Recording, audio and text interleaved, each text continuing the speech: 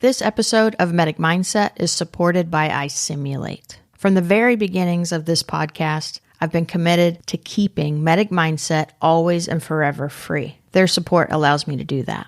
Thank you, iSimulate. Eventually, these people are going to be pushed to crazy extremes, and all of a sudden the skies will clear. And I've always wondered how must that feel when you've gone to an extreme, and then like the lights are flicked on and everything returns to normal. It's like now you've got to explain what you did in an extreme moment to people who are not, to people who are in a very calm state. I find that endlessly fascinating. And they do a wonderful job almost from the moment that the show starts of building this dread in you because you know something is coming. And the way they do it is like showing you all the vulnerabilities. There's the rain and the wind beating on the windows, and somebody says, this hospital is 3 feet below sea level. Our generators, our water, our medicine, all these pets are being kept in the basement. I mean, there's this phrase that sort of looms in the background, which is, nobody's coming to save you. Again, like a very EMS. And I think my wife was ready to stab me in the neck because I kept turning to her and saying, this is it. This is what it feels like. You want to know what it's like on an ambulance? It's that. And the reason for it is there is no help, even though they don't know it yet without a doubt. It's becoming clear. They don't have enough people. They don't have enough equipment. And when I say equipment, I mean everything, right? Like from medicine on down to electricity. They don't have any idea of what they're going to do when the worst comes. And it's clear that the worst is coming.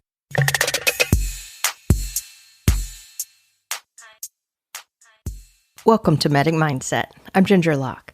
The first time I heard this guest voice was around the time I launched the podcast in 2016. He was a guest on NPR's Fresh Air with Terry Gross, and his name is Kevin Hazzard. He's the well-known EMS author of 1,000 Naked Strangers, where he recounts memories from a decade of working for Grady EMS in Atlanta. And in this interview on NPR, I remember him saying this quote. He said, there are a lot of situations, referring to EMS, there are a lot of situations where it's just not practical to wait for it to be completely safe. And you got to just try to weigh the odds. With that quote, I knew he'd be a guest well matched for Medic Mindset because he understood the gray in which decisions are made in EMS. In this episode today, Kevin and I reflect on a TV show based on a book called 5 Days at Memorial. In this story, the characters are faced with impossible challenges inside a hospital in the days after Katrina. There are so many parallels between what they experienced and what out-of-hospital paramedics are presented with every day. I hope you'll listen to the end as Kevin answers the question, would you want either of your books, 1,000 Naked Strangers, or his upcoming book, American Sirens, which is releasing in September, to be adapted for TV? His answer tells you where his heart is as he writes as one of our most trusted authors representing the EMS profession. Here's my chat with Kevin.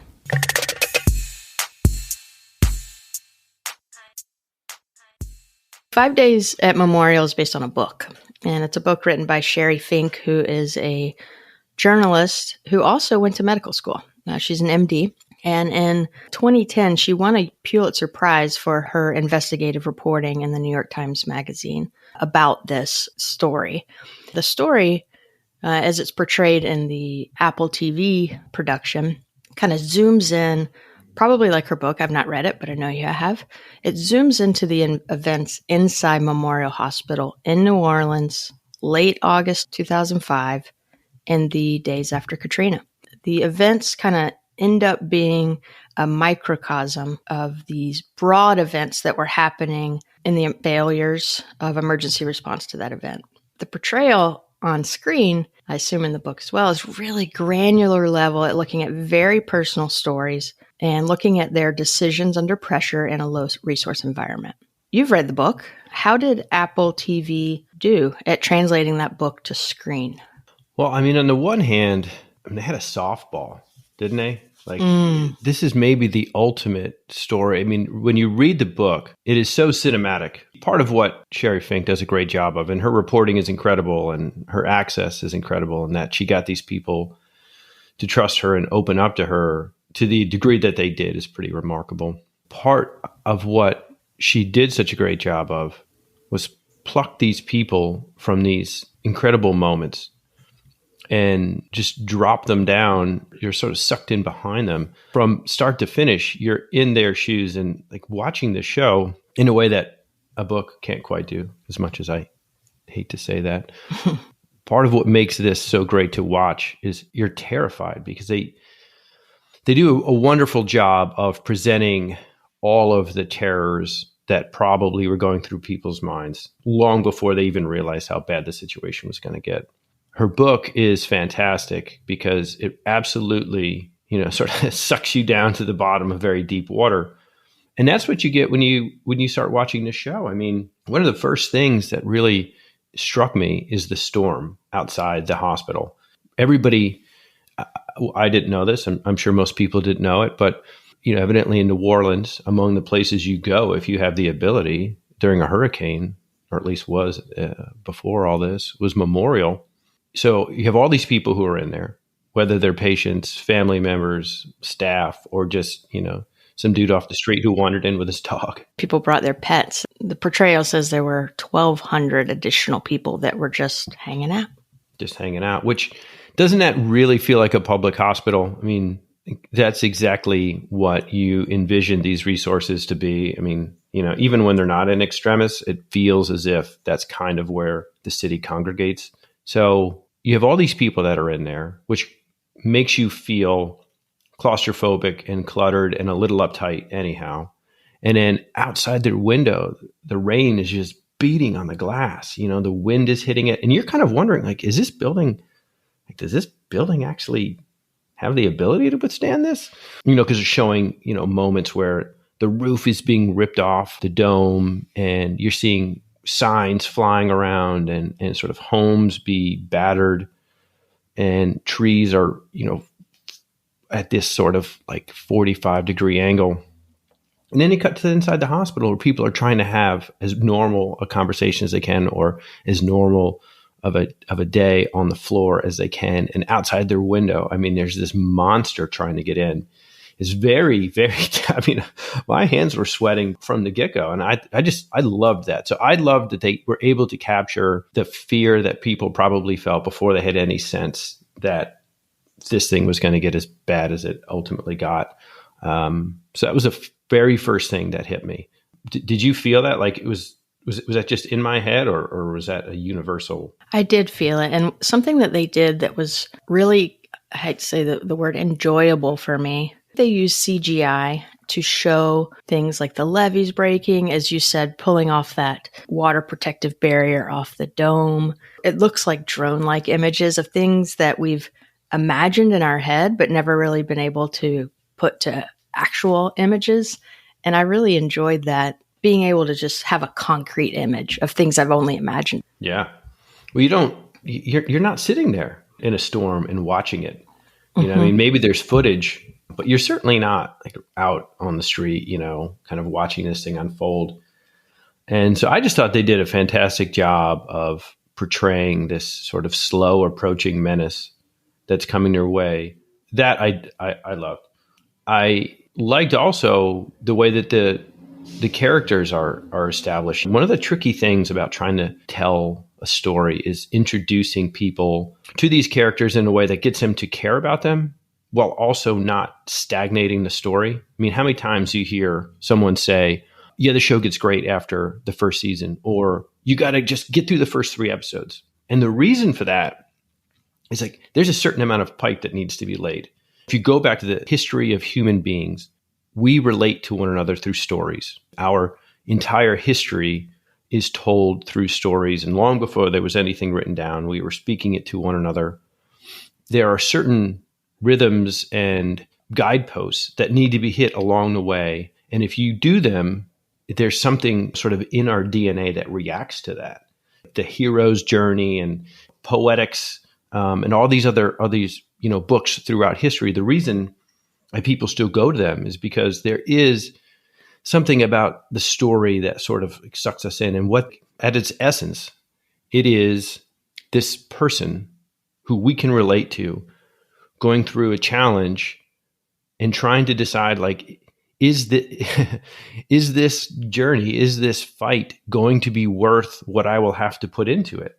That's kind of what like every show, every movie, that is what we respond to is these people that we're able to see some version of ourselves in, whether it's a version we like or a version we don't, and kind of wonder like, how would we be in that situation? Or I know, because I go through this kind of situation, but that requires a certain degree of like, you've got to introduce us to these people, and you got to find a way to make us care about these people. And we've all seen it now so many times that there are moments in a show, and I'm sure everyone, I roll my eyes because I spend enough time writing that, when it's done sloppily, you can see the inner workings, and you don't ever want to, it's like music. You want to just hear the music. You don't want to, hear the work that goes into it. And sometimes, somebody will do something in the beginning of a pilot, and you're like, oh, all right, I see what you're trying to establish, that this, that this guy, this was the one thing that never worked out for him. And so like, that's going to be his recurrent, and you see that, but they really did a great job of covering the mechanisms. I thought like you just get plunged into this thing. There are a bunch of characters. It could very easily be bewildering because of all the stuff that's going on. And yet it's not like it right away. You're with them, and you're right there at eye level. I read that book years ago. I don't remember it, page for page. I was right there as a viewer. Back to this idea of yours of creating characters that we can either identify with or not like, whichever, or within the same character. We identify with some parts and don't like other parts. And one of the things I found myself asking myself this whole time, especially as I start to develop or begin to think about an emergency plan that's very reactive instead of proactive, is the very quintessential question of like, what would I have been doing during this time? And that's a really fun self-exploration to think about. How would I have handled that? Yeah. Who do you see yourself as? Are you the new guy who's horrified by how this hospital system conducts itself, even in the midst of an emergency? Are you the older guy with the pistol in his pocket? Are you the incident commander who is sort of thrust into charge and really feels the weight of it?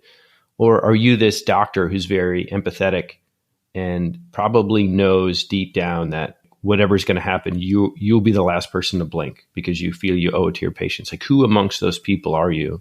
Are you a little bit of all of them?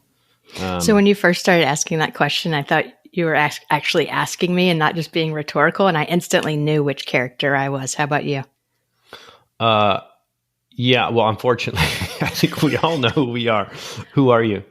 I identified with the incident commander. She was the nursing director that got just like kind of thrown into this role. Her name's Susan Mulderick, played by Cherry Jones. I identified with her because everyone was turning to her and saying, well, you're the incident commander, what are we going to do? And that's a very paramedic experience. Yeah, very much so. I think there are probably two people, depending on your point of view, who can be seen as villains in this story or as heroes. I think the new doctor can be a hero or a villain, and I think the guy with the pistol can be one of the two. I identify with the guy with the pistol, and that illuminates so many unflattering parts of my personality. But I think there's a couple of reasons for that. One, I'm a romantic, and I worked at a large public hospital that top to bottom had flaws, but I loved it. I loved everything about it. I loved the fact that it was not like Tenet or other hospital systems, that it was different, that it was unique, that it had quirks and flaws and these wonderful gifts that it had to give to the world, and that people loved it because I identified on a personal level with this place. Despite all of its problems, I was very quick to jump to its defense. And so I'm a person who honors tradition, and as a romantic, like things like that kind of come to me. In terms of actual medicine, I think we all agree that like you need to be constantly, like the whole evidence-based approach is the thing we need to be doing. And so there's that other part of me that's like sort of saying like, hey, just because that's how we've always done it doesn't mean it's how it should be done. And I subscribe to that. But yet deep down, I'm that person who's like, but this is so great. So I identify with that guy. Like I know he doesn't intend to be bad. They say every villain is a hero of his own story. Mm-hmm. But there's this phrase that you hear in writing. It's called Chekhov's gun. And the idea is Chekhov once said, if you introduce a gun in the first act, it had better go off in the third act. I mean, you cannot tease people. You can't bring something out into the world and then not deliver on it. And so when that pistol shows up, you have to assume that at some point it's going to come back out again. I don't imagine that when he put that pistol in his lab coat, that his intention was to do something wrong with it. He probably thought, like, I understand the realities of the situation. This could get bad. And if it does, I'm going to stand up for my patients / staff / family / dog, which is in the basement of the hospital. Mm-hmm. You know what I mean? And that may go badly for him. This might not be the right time to have a gun in your pocket. And yet his intentions were probably good. So I totally identify with him, even though we know that, trouble is afoot. We do know, but I don't actually know what trouble. So I assume the gun is for outsiders, but we'll see. You've read the book, I've not. So we'll see in the upcoming episodes what becomes of that gun. So my favorite quote, there are many good quotes in the first 3 episodes, but one that I actually wrote down was, so there's a character whose mom is at memorial. He is safe at home on dry land, and he wants to get to her. Luckily, his wife happens to be a paramedic professor, which I thought was pretty cool. And they go to a fire station Nobody likes those people. Just trying to get some type of access to get down to the hospital. One of the things he says, I believe he says it to his wife, is that because she's trying to say, no, like, your mom's safe at the hospital. They're going to be fine. And he says, without power, it's not a hospital. It's just a building.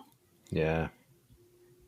And I think that is kind of the moment that you realize these people aren't working as hospital staff anymore. They're just survivors or people that are trying to work with what they've got, which is so EMS. Work with what you've got.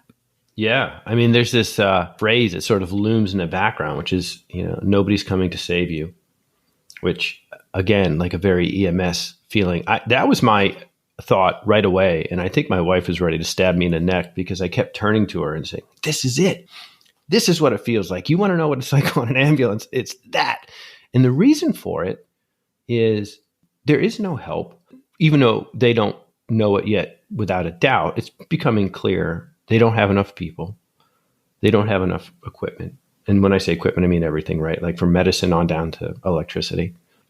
They don't have any idea of what they're going to do when the worst comes. And it's clear that the worst is coming. I mean, and for everybody who's ever showed up to a bariatric patient with a very minor complaint, you've walked out the door saying, you know what?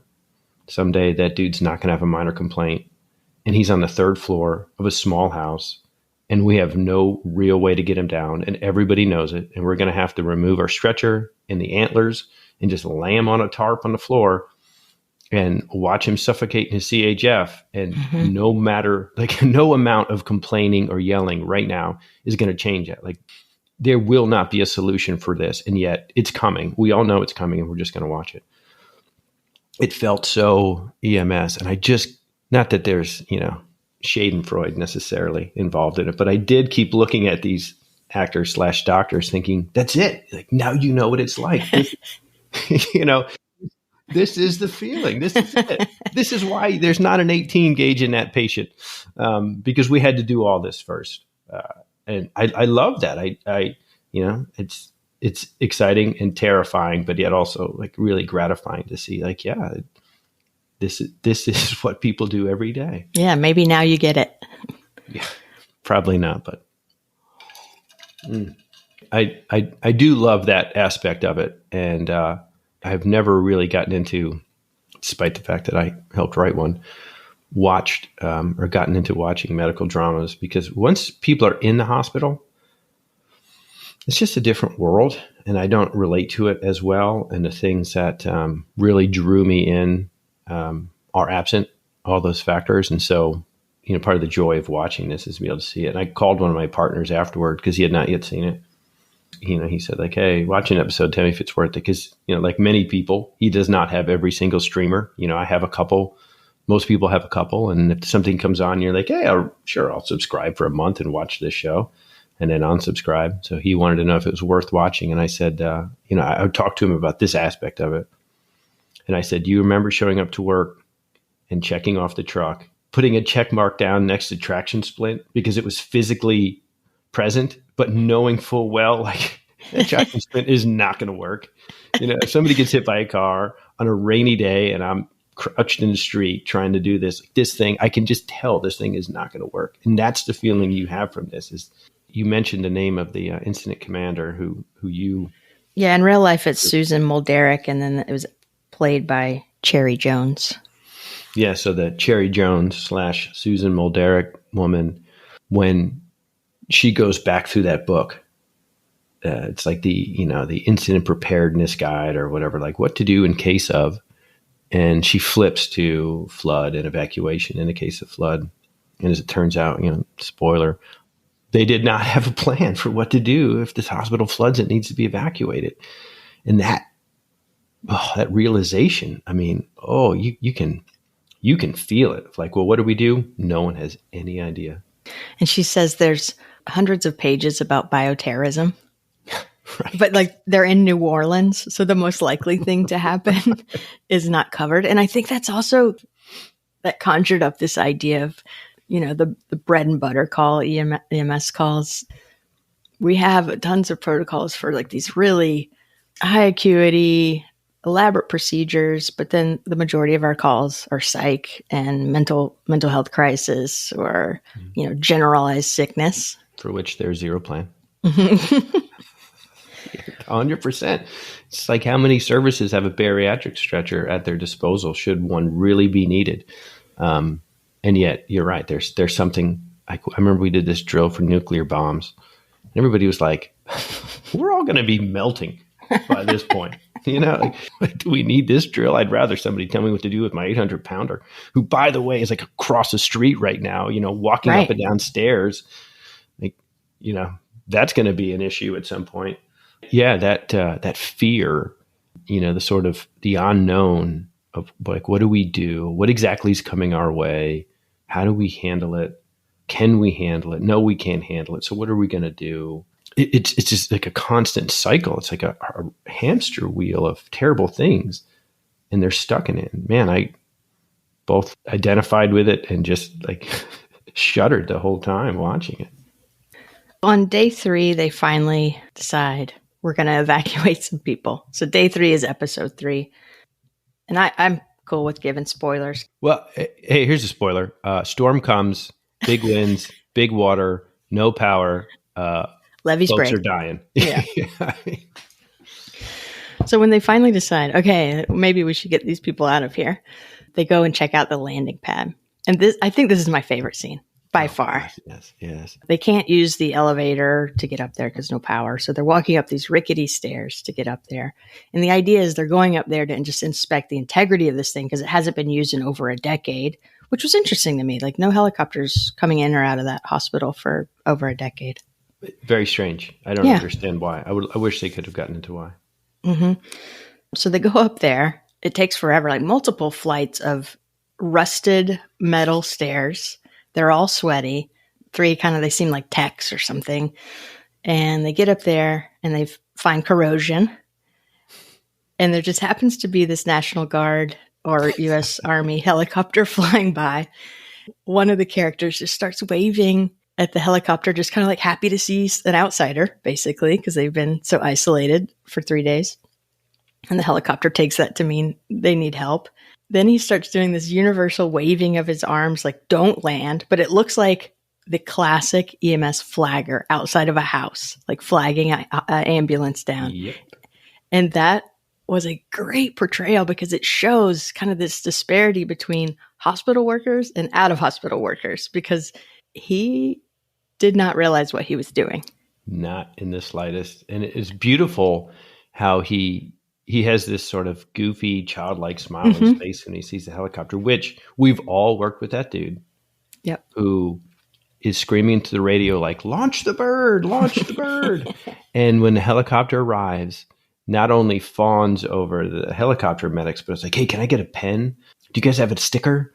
and is just so excited about those guys, and just sort of like, falls over himself to come. So he, like, you recognize that. But yeah, you're right. I didn't even think about it. He does like strike you as a flagger, and it shows the difference between what's going on outside and what's going on inside. And it's worth noting, inside the hospital, there's this idea of like, help is imminent. And of course, the National Guard is well aware of what their limitations are, and they're well aware of the situation because they're out in it. And these people in the hospital are sort of sequestered. And to a degree, by this point, the levees have broken, which, by the way, like, what a beautiful scene. What a horrible, terrifying, wonderful scene. And the water is coming, but they don't know it. So they're still, kind of protected by the walls of this hospital, and don't realize just how dire it is. And the National Guard lands. The desperation in the voice of this National Guard pilot or crew member tells you right away, like, oh my God, this is really bad out there. Because they've certainly by now, they've seen the Ninth Ward. Like, they're aware of what's happening. His panic and like, you got to hurry. You've got 2 seconds and I can take one person. They've got hundreds and I can take a single. And then what follows, I know is like part of maybe every EMS provider's nightmare. This guy turns around and he runs back down, all 819 rickety steps, which they show creaking beneath him. And my gosh, if you don't identify with a jillion rickety stairs, but you know how hot he probably is, because if you've been to New Orleans and there's post-storm, all that water, the humidity, you can just imagine. He runs down 1 million flights of stairs, he gets into the hospital, finds somebody and says they can just take one. So of course they say, well, go to the PICU or the NICU, whichever it is. I guess it's probably the NICU, judging by the size of these babies, and take one. And so this group of nurses rushes out with a single NICU child inside an incubator who they're manually ventilating. So now, like, this is it, right? Like, we've done this.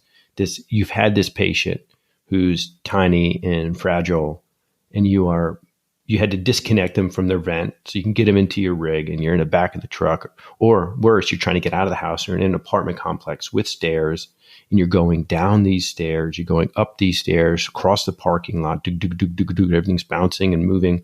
And you're just praying, like, please, God, do not let this tube dislodge on this tiny little child. Then they reach the steps, and they've got to carry this kid up all these stairs, and they keep stopping to ventilate him. And I mean, it is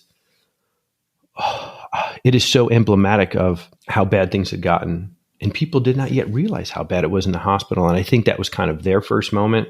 And as a viewer, it's our first moment, which gets back to what you and I were saying in the beginning of what they do so wonderful. And you brought up the idea of them taking this granular approach, like, you're with them. So though we know intellectually what's going to happen and we're aware of how Katrina unfolds, we're not in that. We're just in the hospital. And it's not until that moment that it becomes clear to everybody, us included, just how bad the situation is. So going back to me identifying with the incident commander, that was another... Are you saying that you bring your mom everywhere you go? Why did she have... I guess she had her mom there to shelter her. I guess, yeah. Her mom is kind of a kooky... That character gives me the heebie-jeebies, I'm not going to lie. Yeah. The shoulder rubs and the... I know. Like, I can't tell if she has dementia, because she's like kind of disheveled and in a bathrobe. It's a little... I don't know. She throws me off, that mom. Well, I assume she's going to die, but we'll see. There's so many quotes kind of directed at the incident commander. People ask her, what does the emergency manual say? Well, you're the IC. If there's something we should be doing, it's your call. When the levees break and the U.S. Army finally makes it to the hospital to tell them this, like face to face, is how they get this information that they believe. They say, activate your emergency plan, and they have to say publicly to these people, we don't have a plan. Finally, at one point, she when people keep saying, well, you're the incident commander, finally she says, why do people keep saying that to me? Right? Like, quit saying that to me. It really felt reminiscent of the kind of not passing of the buck, but at the end of the day, on an EMS call, there's one person that's going to have to answer for the decisions made. and that's often a paramedic, and kind of wanting from her a singular answer rather than like a committee. And I identified with that, and I think a lot of other paramedics would too.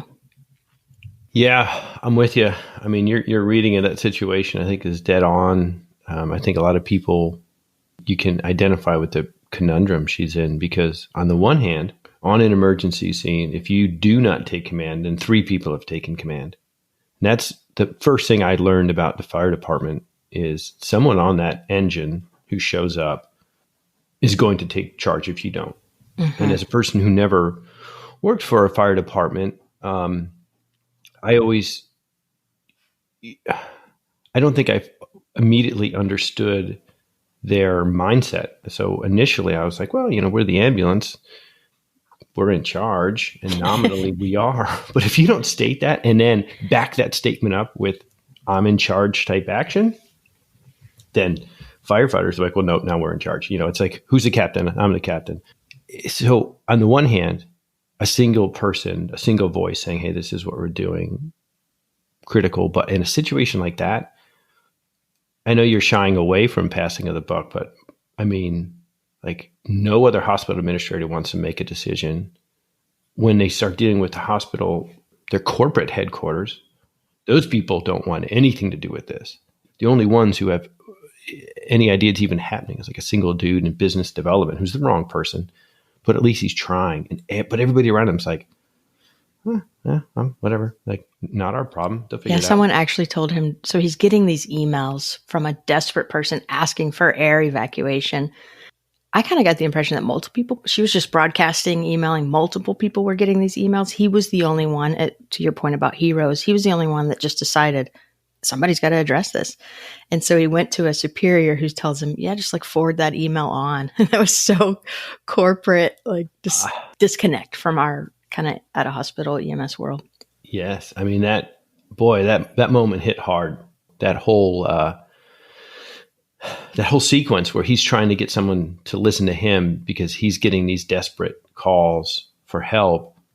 Everybody's ignoring it. And he's kind of picked up on the fact that, hey, something's really wrong here and somebody needs to do something. He's sort of sucked into this, he's a bystander who made eye contact with, the crazy guy in the street. Like, don't make eye contact because now you're involved. Mm-hmm. He's kind of the person who made eye contact and is now involved and is trying to do something. Everybody else is just backing up. I mean, he calls like a VP from the company who's on vacation, who literally could not care less, has zero interest, and to watch this guy who's totally unequipped for the situation try to come up with some sort of answer because he recognizes the desperation of the situation. You get the impression that maybe is what's happening, outside of your ambulance, outside of your chain of command, somewhere further up above in administration, these sort of people who are like, we got spreadsheets to go over, dude. That is the perfect analogy about making eye contact. I mean, if you've ever been to a bar, you know that like no bartender is going to make eye contact with you until he's ready to take your order. They're perfect at that, at avoiding all the people waving $20 bills and credit cards in their face. Right up to the moment that they've stopped, mixing like the 17 Mai Tais that the bachelorette party next to you just ordered. One of the things I find interesting, and I'm curious to hear your point of view on this as someone who didn't read the book. So you're sort of, just being thrust into this purely as a viewer of a television show, but we all have an understanding of Katrina. We remember 05, we remember 06, which is, I guess, like the aftermath, right? We have an understanding of what happened, and we've seen the finger pointing and all that stuff that's come through. What I find interesting, and you mentioned it in the beginning, is, and I hadn't thought about that until you said it, that memorial is really a microcosm of the larger event, of what happened. This city that was under siege by a hurricane, by flooding, by institutional malaise, by neglect, by a lack of planning on their own part, by a criminal underworld that was, sort of running wild on the streets once it was clear that, the lights were out and nobody was minding the store. And so, you hear the voice of a senator at one point from Louisiana saying, don't worry, we got it under control. You see the indifference from the people at Tenet who are saying either not our job or let the National Guard handle it. This is what they do. You see people, staff at this hospital saying, well, you're the incident commander. What should we do? You're seeing all these larger things that happen that we kind of remember through the eyes of these providers. As a viewer coming into this, how was all that, do you think, portrayed? Like, what is your takeaway as someone sitting down, watching this show and sort of having, I mean, granted, we're all biased because we remember it again, but like being presented with like, this is the problem and these are its many layers of cause and effect. Like, I mean, how does all that hit you? There was no plan on any level. Very basic, just the hospital having a plan of, what to do in the case of flooding in New Orleans, to the mayor evacuating people after the storm's already begun or making a mandatory evacuation after the storm's already begun. Go as high as you want to the federal level of no plan. Honestly, it felt very,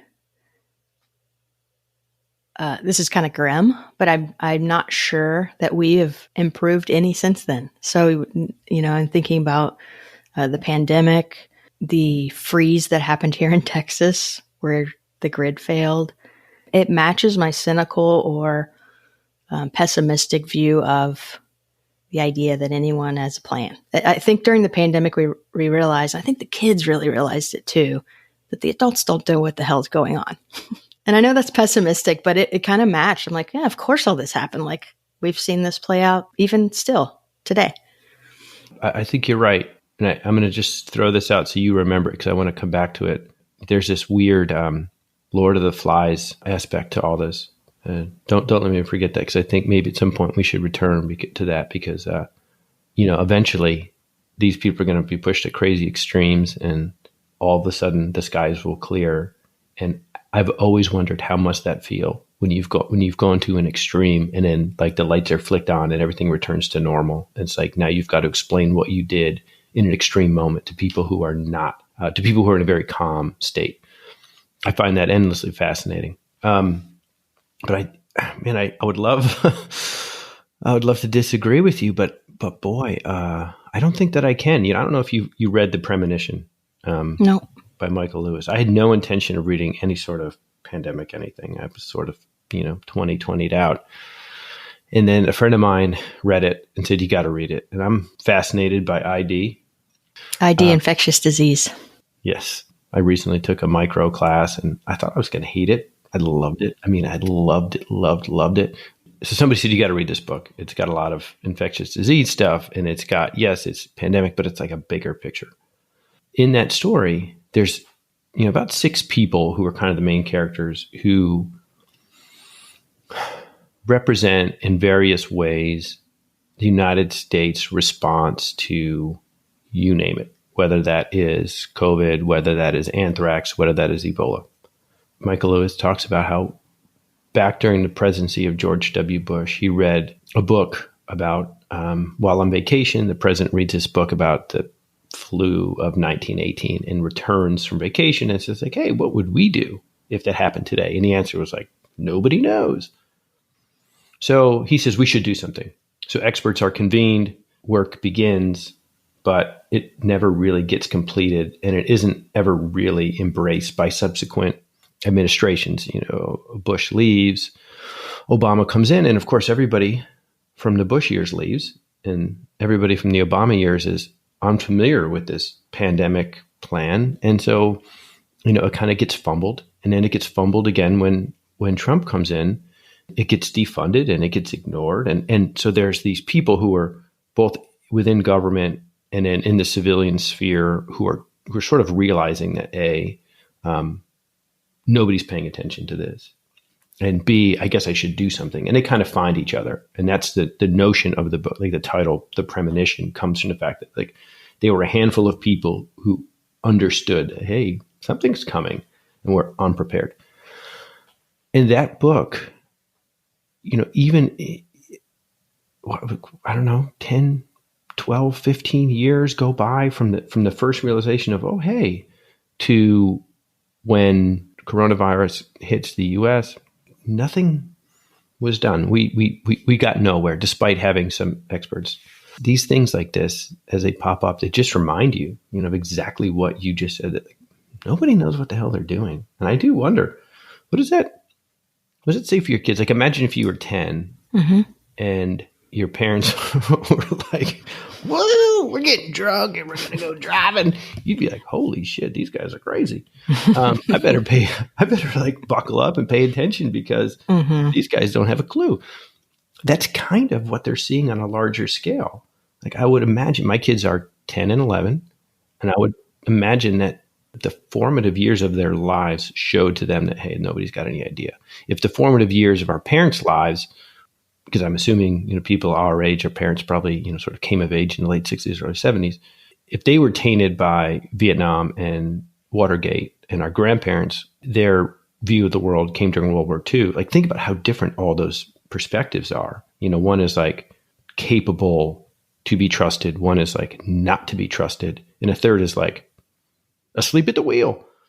So one of the things I've come to that kind of the way I imagine all future events playing out is just like this, because maybe nothing was done because there's very little that can be done. Like, we can't plan for every possibility. Like for Katrina, they didn't know those levees were going to break. They thought they were dealing with a hurricane. It turned out they were dealing with flooding. So it's very difficult to plan. Just like in EMS, you think you're going to go run a certain call, but you've got to pivot and work with what you've got. Kind of where I've come to this is, I think, and this happened for us during the freeze here in Austin, is that we assumed no one was going to, if you call 911, no one can come. And people start basically helping neighbor to neighbor. And I think that will be, talking about our kids, that generation will realize, like, it's up to us. No one is coming. I think they got a good, healthy dose of that in their childhood. I think about I think it's called the Cajun Army. Sure. Yeah.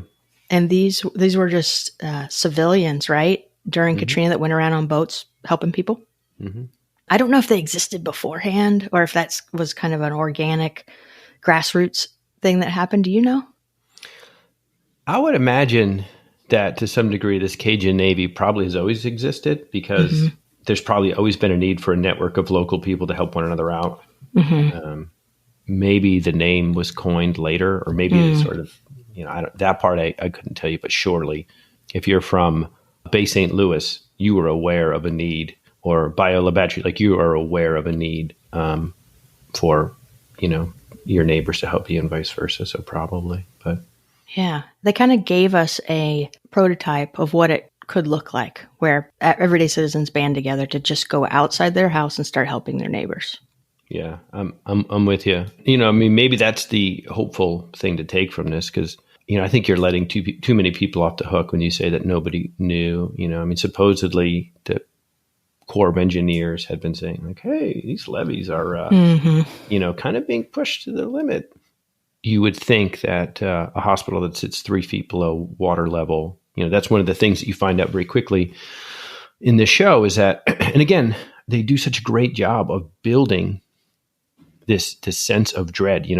If a horror movie really is not like scares, but this like sense of foreboding and dread and like that something bad is coming, if that's really what makes a horror movie so great, then that's kind of what also makes a thriller great. And this show exists very well as a thriller, and they do a wonderful job almost from the moment that the show starts of building this dread in you, because something is coming. And the way they do it is like showing you all the vulnerabilities. There's the rain and the wind beating on the windows, and somebody says, this hospital is 3 feet below sea level.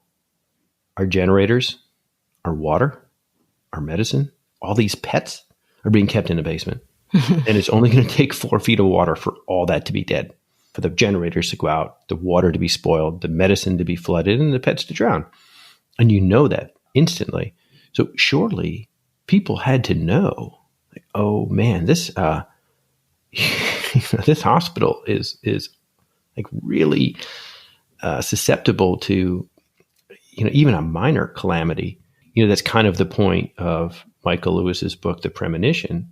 There were enough smart people who were aware that, hey, there's nobody with a plan for what to do in the event of Ebola really, raging through here, or swine flu or H1N1, or you name the thing. It's that inactivity that I think is both frustrating and kind of bewildering. I always thought that one of the sad statements of people is that we're more driven by fear than we are by reward. But I guess I have to kind of amend that to a degree, because these are all fear-based things that should have drawn, if my thesis was correct, that should have drawn a reaction and didn't. I think it's too far out in the future. The show alludes to this when the facilities manager, who's making it clear to everyone, he knows exactly when things are going to mess up. And it's at 4 feet. When they get 4 feet of water in that building, one of the upper level executives says, well, why is this the first we've heard of it? He said, it's not. I sent a memorandum the last time, and this kicking the can down the road is maybe because there's just not the immediacy. In preparation, that villain is not right on your door, months, years in advance. Yeah, I wonder why we don't, as a species, have any sense of that. Like, I look at my dog, he doesn't prepare. If I feed him, he eats it. If I give him water, he drinks it. I shut the door on him, and he's like, that's it, I'm here forever. He doesn't prepare for disaster, but he doesn't know what planet he's on. Theoretically, we should be so much better at this than a dog, and yet we're completely not. Like, we do not have the ability to use the foresight, which we have. Everybody knows it. It's not like we lack the ability. We have the ability, but we don't do anything with it. I find that, I don't know, it's so strange. Like, what a weird, maybe that's all part of like they say that the reason we're able to get past the existential dread of knowing that we're going to die by this like dissociative property in our brain where we can separate the inevitable from the momentary. And maybe that's our problem. Maybe it's both like a help and a hindrance. Right. I think you just nailed it. So sad. It's a medical drama, but most of what we see in the first 3 episodes is a logistical drama, if you will.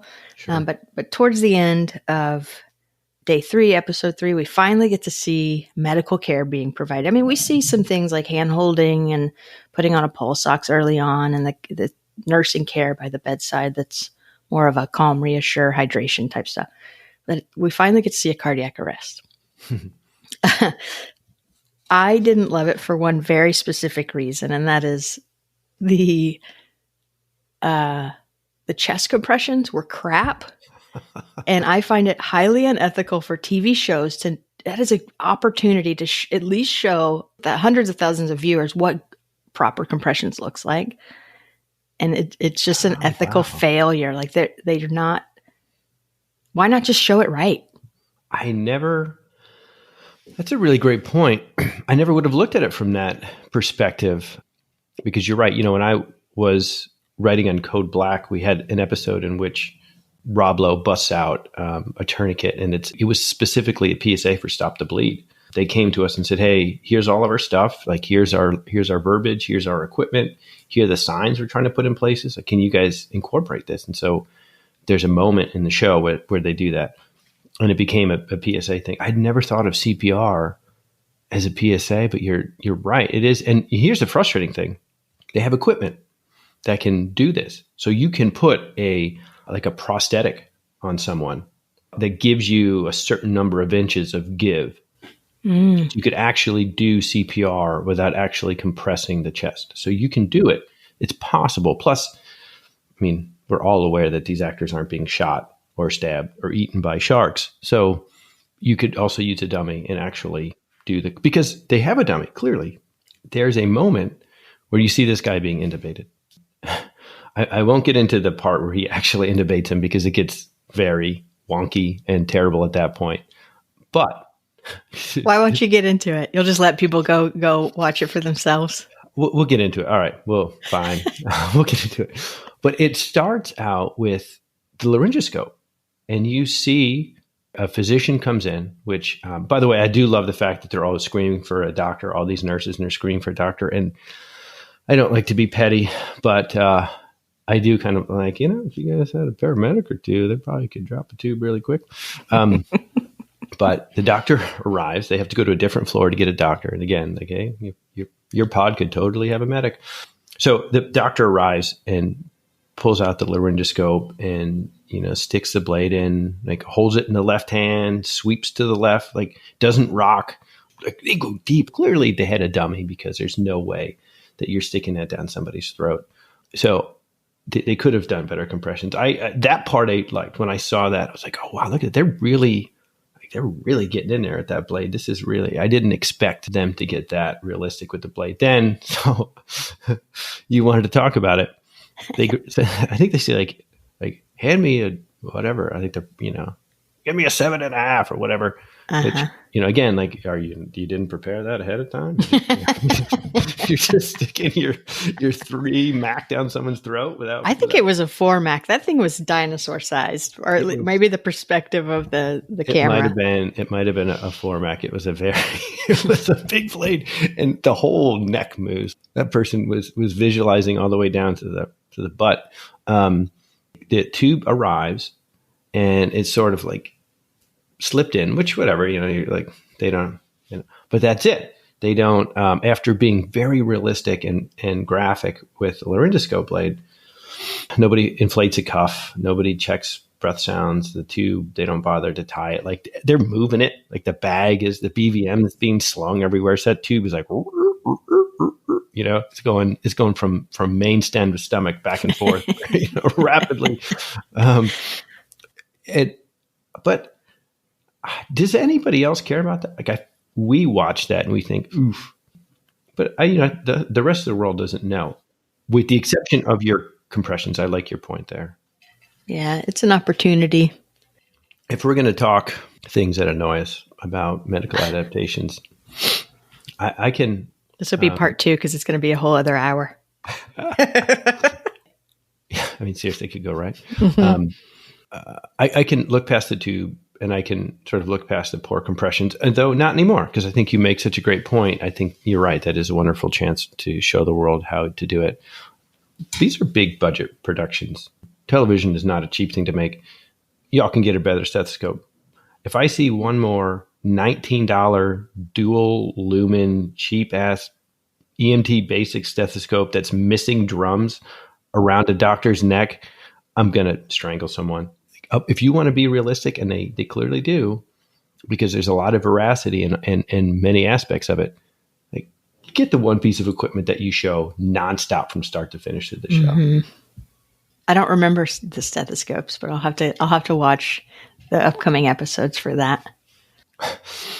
Yeah, because every medical show, they've got to be around their neck.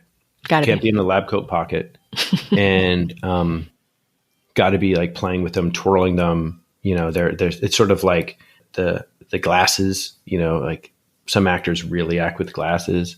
Robert Downey Jr. is perhaps like maybe the most graphic smoker of all time. Like, the way he lights a cigarette, like, I mean, it's a whole show just watching him smoke. That's how they are with these stethoscopes. Get a good one. Knowing what you know, because you yourself, you were basically like a medical consult to help people make medical dramas good. Or were you writing?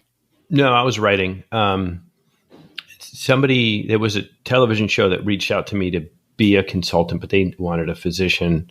And so I said, no, I was writing, but when my episodes were in production, I would be on set and then also when you're writing and breaking stories, it's a room full of people who are writers, not medical providers. So they'll kind of turn to you and say, what is a cool thing that happens with blank? And of course, because medicine people, I'm always like, well, what's stuck in his butt? That's always where I want to go. Man, way behind the curtain what that looks like. You've now read Sheri Fink's book and watched the portrayal on TV. You yourself have a book, 1,000 Naked Strangers, and another book coming out, American Sirens. Would you ever agree to someone making a show out of either of those books? Yeah. It would. depend entirely on who and where. You know, Naked Strangers has been purchased many times. And, you know, every time I have been attached as a writer on that process, the farthest we made it was it sold to a streamer and then died during the pandemic because they said, hey, look, nobody's ever going to laugh at medicine again after this, which is the dumbest thing I'd ever heard. But that was all right. Those things happen. It's a good enough story that I think someday it will find its home, at some point. American Sirens is such a different animal, so I'll address that separately. But in terms of Strangers, 100%, because I think it's a world that deserves to be told. I think, when I wrote in the book about being angry about the fact that when there's a car accident or some sort of disaster somewhere, that the local news refers to fire, police, and other emergency personnel, my frustration over that very derogative or dismissive other emergency personnel, stemming from the fact that the quote unquote other emergency personnel were the ones who did 98% of the work on that scene. They're the reason that your grandmother is here right now. That frustration over just people not knowing who it is that's on an ambulance and the incredible work that they're doing, like how hard it is and how thankless it is. I think that the story deserves to be told, and deserves to be told like in a funny way, in a ridiculous way. We need the moment where two paramedics are standing over a dead body arguing over where they're going to go to lunch in 20 minutes, like that. The Fargo version of that story needs to be told, but I would want to be involved in it for the, like kind of some of the stuff that we've been discussing, like we don't need another show where somebody screams like, nobody dies on my watch. We don't need another show where some, actor is willing to get fired for, illegally treating a patient, doing surgery in the field, or like we've seen that. Like we don't need that overly heroic, square-jawed version of it anymore.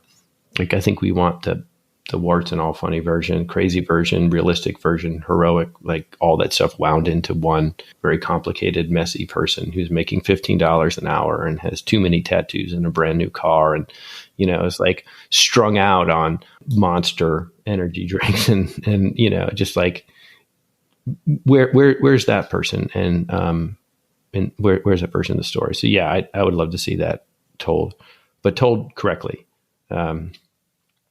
American Sirens is a completely different thing. The story is about how in 1968, the height of the civil rights movement, 24 African Americans from the city of Pittsburgh lead this medical revolution by becoming the world's first paramedics.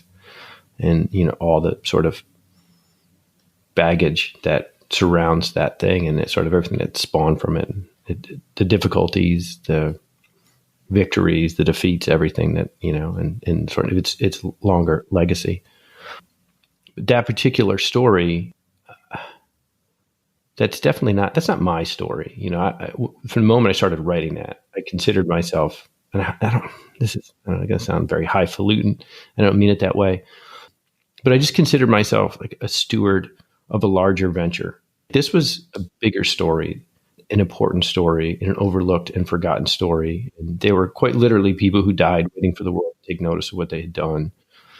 In that regard, everything that comes out to highlight this story and to bring the names of the people involved and the work of the people involved, the effort, the incredible, just the unbelievable ability of everyone there to do what they did in the face of all that they had to stare down, that needs to be told in any way. So I would never, unlike Strangers, which is a very personal story, Sirens is one that just the world needs to see.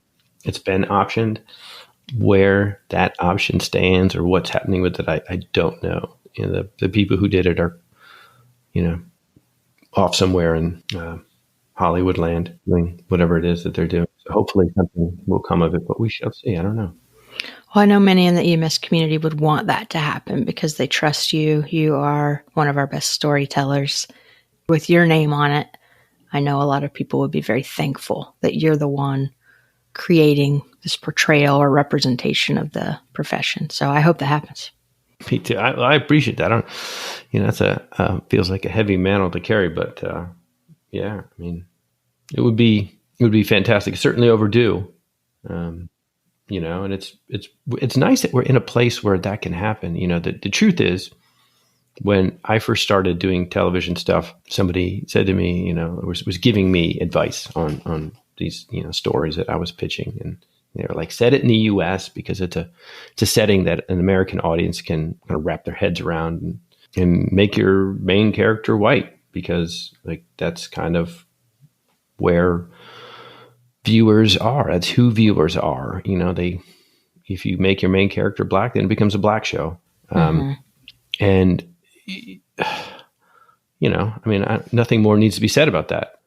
We are at a point where, people can pick up a story like American Sirens and recognize it as, yes, a story that has race at its core, but is also a profoundly American story. And I think we're kind of creeping toward a world in which that's how we look at it. And that's only to the benefit of all of us.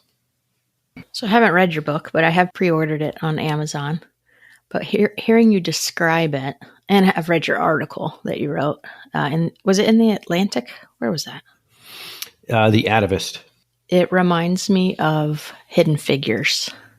Yeah, I can't disagree with you there. I mean, didn't we all watch that movie and think like, is this true? This can't be true. Is this true?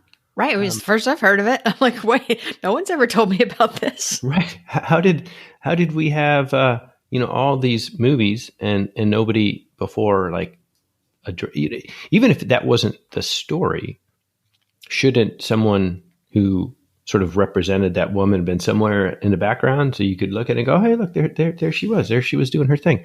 It is surprising that it went so long before something so big, like it doesn't get much bigger than that. And yet it hadn't been told. So yeah, I agree. There's something Hidden Figures-esque about it, because it is this like unbelievable story that somehow we don't know was there, and is kind of like both infuriating but also very uplifting in its own way. Even though the story doesn't always have it. It doesn't have every element of a happy ending.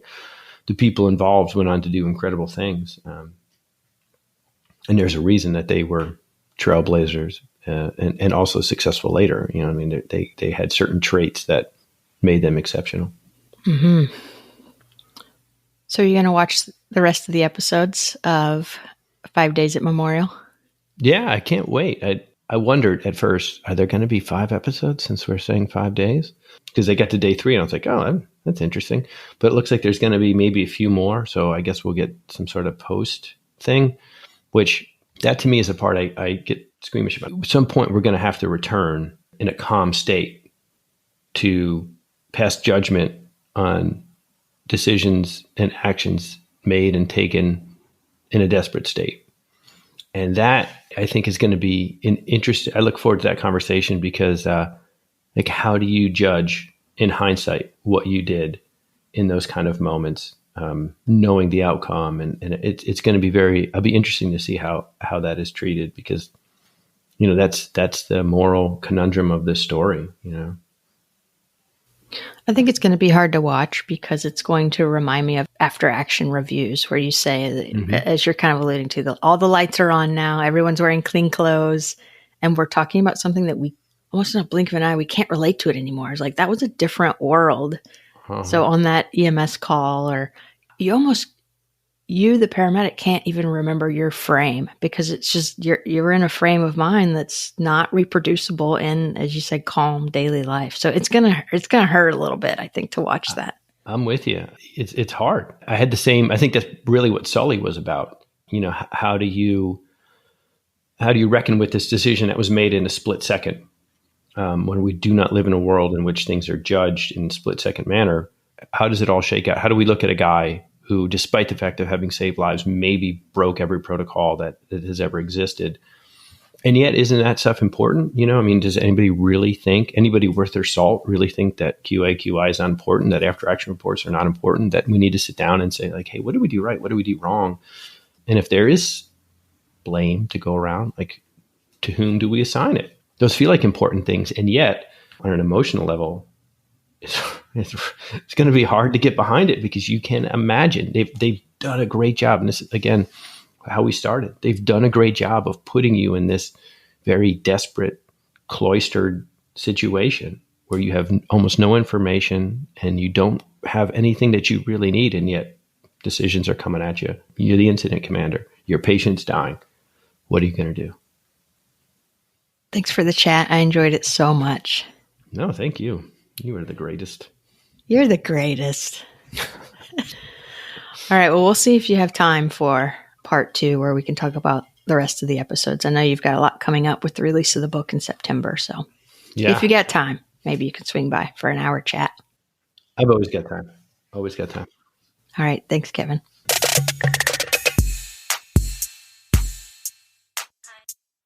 For years, I've encouraged paramedics to get degrees. But when I carefully listened to the stories of paramedics, I realized there are challenges that have to be addressed. Things like 24/48s, childcare, mortgages. I'm pleased to share that I have an answer that matches what I know about the working paramedic who tells me they are ready to pursue a degree.